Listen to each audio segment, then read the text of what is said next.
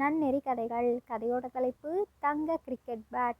உங்களுக்கு கிரிக்கெட் கேம்னா ரொம்ப பிடிக்குமா அப்படின்னா நம்மளோட சேனலை ஒரே ஒரு சப்ஸ்கிரைப் பண்ணிக்கோங்களேன். அதுக்கப்புறம் நீங்கள் கிரிக்கெட்டு சுமாராக விளையாடுறவங்களா இருந்தாலும் பரவாயில்ல, சூப்பராக விளையாடுறவங்களா இருந்தாலும் பரவாயில்ல, கிரிக்கெட்னா நான் கண்டிப்பாக விளையாடுவேன்னு விளையாடுவீங்கல்ல. 90s கிட்ஸ் எல்லாம் சொல்லவே வேண்டாம், கிரிக்கெட்னா ரொம்ப பிடிக்குமே. அவங்கெல்லாம் ஒரே ஒரு லைக் பண்ணிட்டு பாருங்க. வாங்க இப்போ கதைக்குள்ளே போகலாம். சூர்யா கல்பனாவுக்கு 2 குழந்தைங்க. முதல்ல ஒரு பொண்ணு, அதுக்கப்புறம் பையன். பொண்ணோட பேர் அக்ஷயா, பையனோட பேர் பிச்சு. அக்ஷயா முக்கால்வாசி வெளியில் எங்கேயுமே போகமாட்டா. ஸ்கூல் விட்டா வீடு, இவ்வளோதான். ஏதாவது வேணும்னாலும் அவங்க அப்பாட்ட சொல்லி விடுவா, அது வேணும் இது வேணும்னு. பக்கத்தில் இருக்கிற கடைக்கு கூட போகமாட்டா. அப்படி ஏதாவது அர்ஜெண்ட்டாக வேணும்னா கூட அவளோட தம்பி இருக்கான்ல பிச்சு, அவனை அனுப்பி தான் வாங்கிட்டு வர சொல்வா. அதுலேயும் அக்ஷயாவுக்கு நிறையா ஃப்ரெண்ட்ஸா.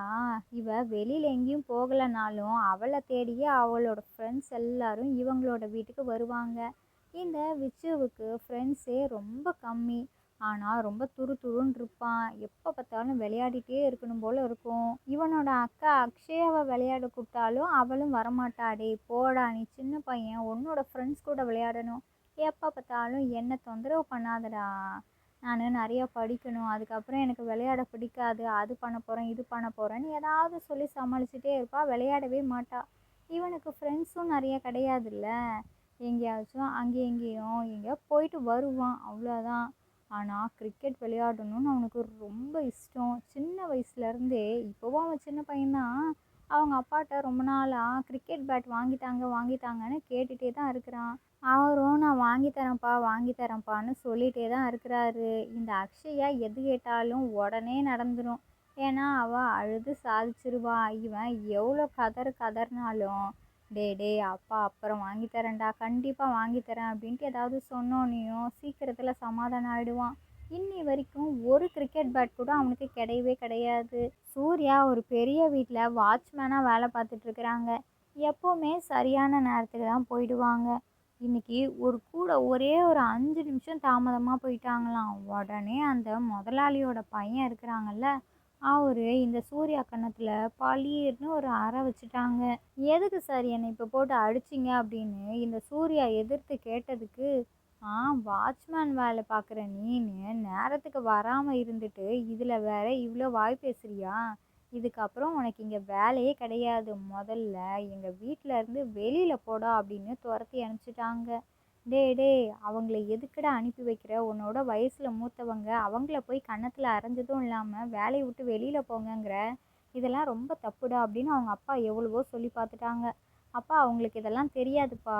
வாட்ச்மேன் வேலை பார்க்குற இவன் என்னையே இப்படி எதிர்த்து பேசுகிறான்.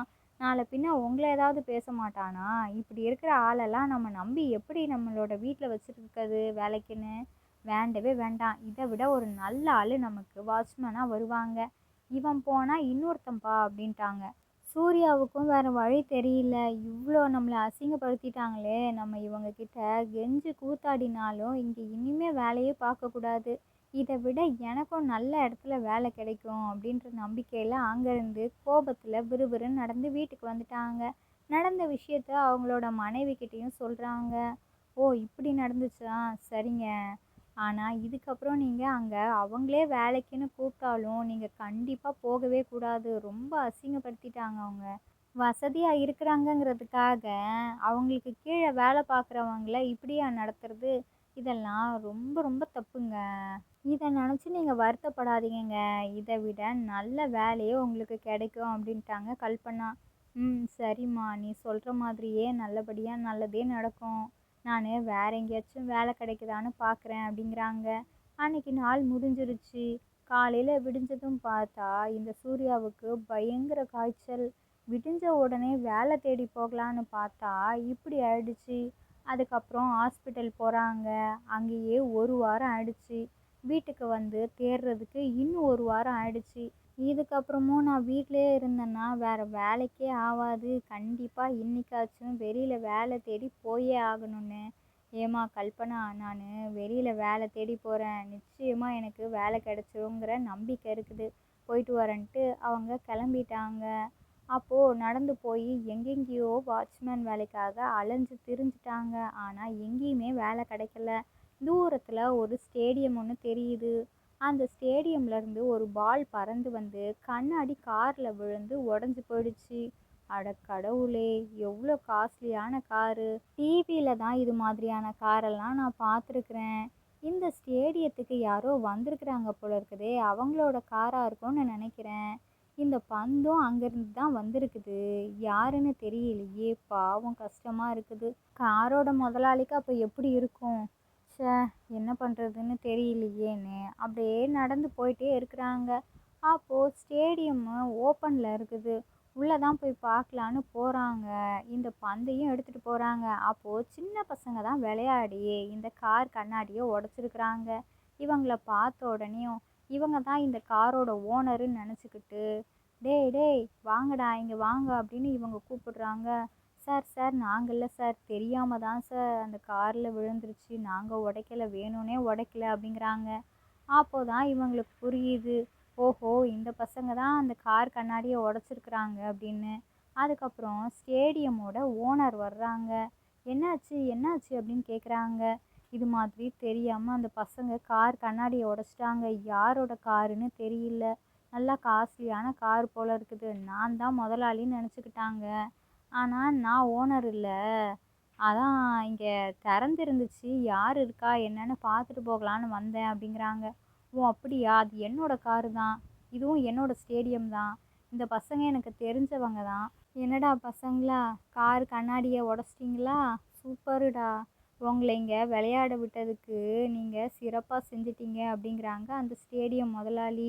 இல்லை சார் இல்லை, தெரியாமல் தான் சார் பட்டுது அப்படிங்கிறாங்க அந்த பசங்களும். சரி சரி போங்கடா போங்க அப்படிங்கிறாங்க.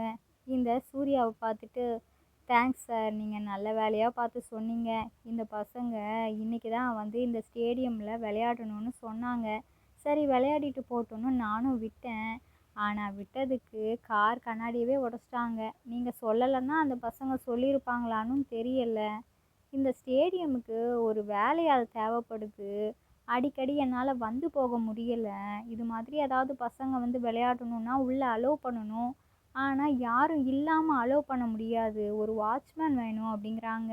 ஏதாவது தெரிஞ்சால் சொல்ல முடியுமான்னு கேட்டாங்க. அட, நானே வாட்ச்மேன் வேலை தான் சார் பார்த்துட்ருந்தேன், என்னோடய வேலை போயிடுச்சு, வேலை தேடி தான் அலைஞ்சிட்ருந்தேன், எங்கேயாச்சும் வேலை கிடைக்குமான்னு பார்த்தேன், நான் வேணும்னா பார்க்கட்டுமா அப்படின்னு கேட்குறாங்க. கண்டிப்பாக கண்டிப்பாக, நீங்களே இங்கே வாட்ச்மேன் வேலையை பாருங்கள், மாதம் ஆனால் இவ்வளோ சம்பளம் அப்படின்ட்டு எல்லா விஷயத்தையும் சொல்லிட்டாங்க.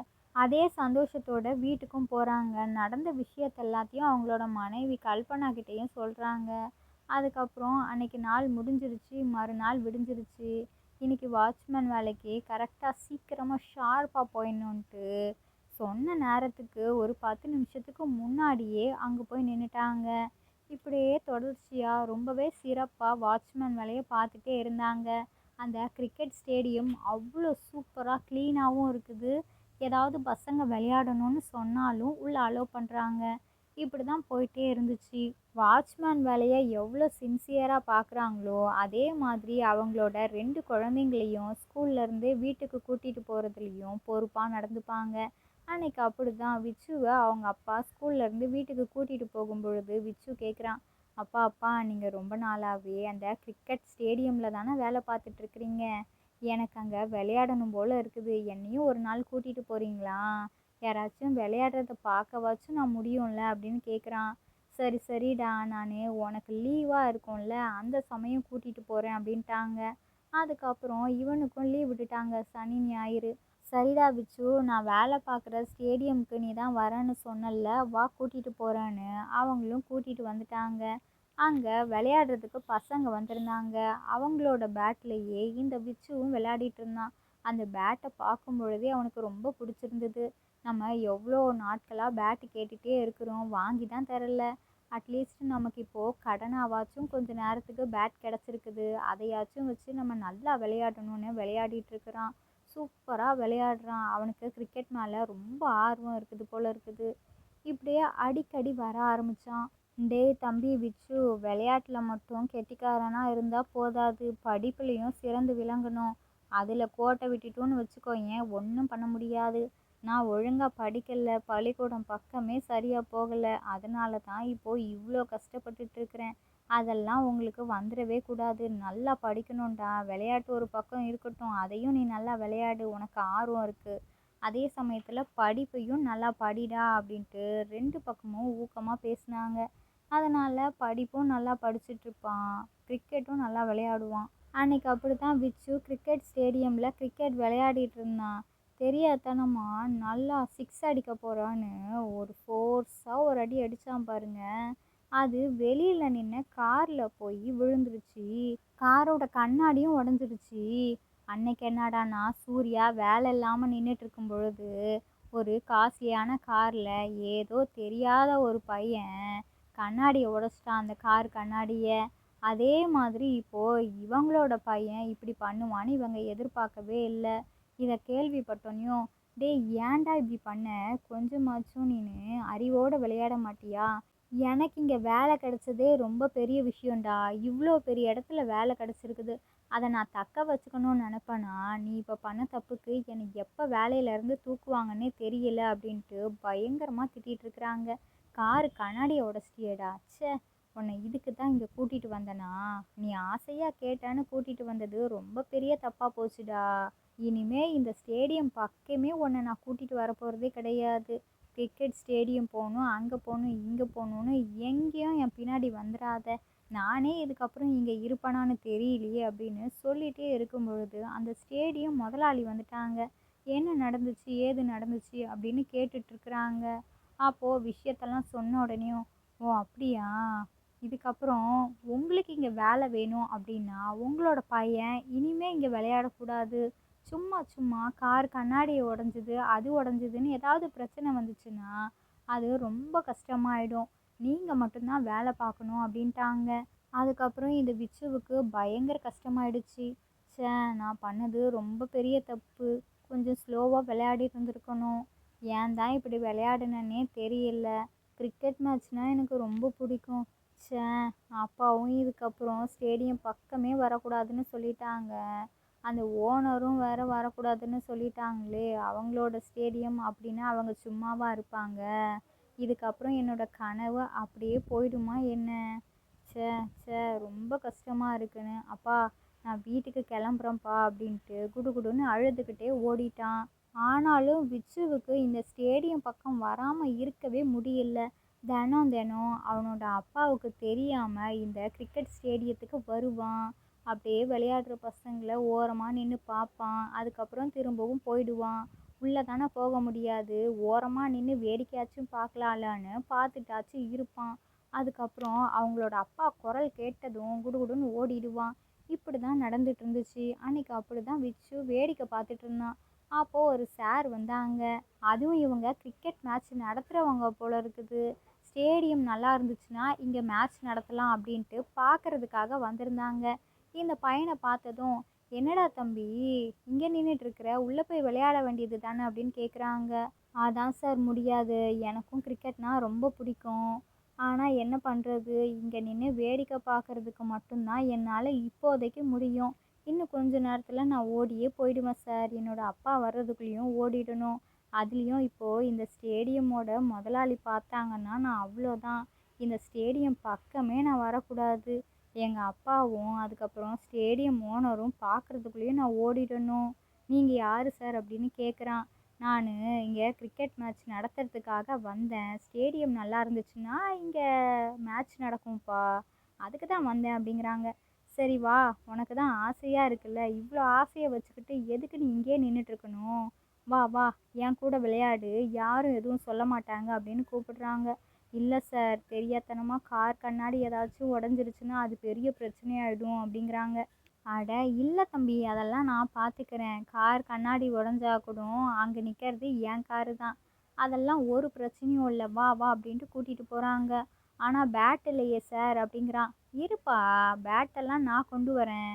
நான் கிரிக்கெட் மேட்ச் நடத்துகிறவன்ல, அப்போ என்கிட்ட பேட் இருக்காதா? பேட்டு பால் எல்லாத்தையும் கொண்டு வரேன் பாருன்னு அவங்களோட கார்லேருந்து ஒரு தங்க பேட்டும் அதுக்கப்புறம் ஒரு பாலும் கொண்டு வராங்க.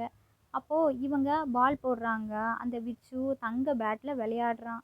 சும்மா பறந்து பறந்து கிரிக்கெட் மேட்ச்சு வேறு லெவலில் நடந்துகிட்ருக்குது.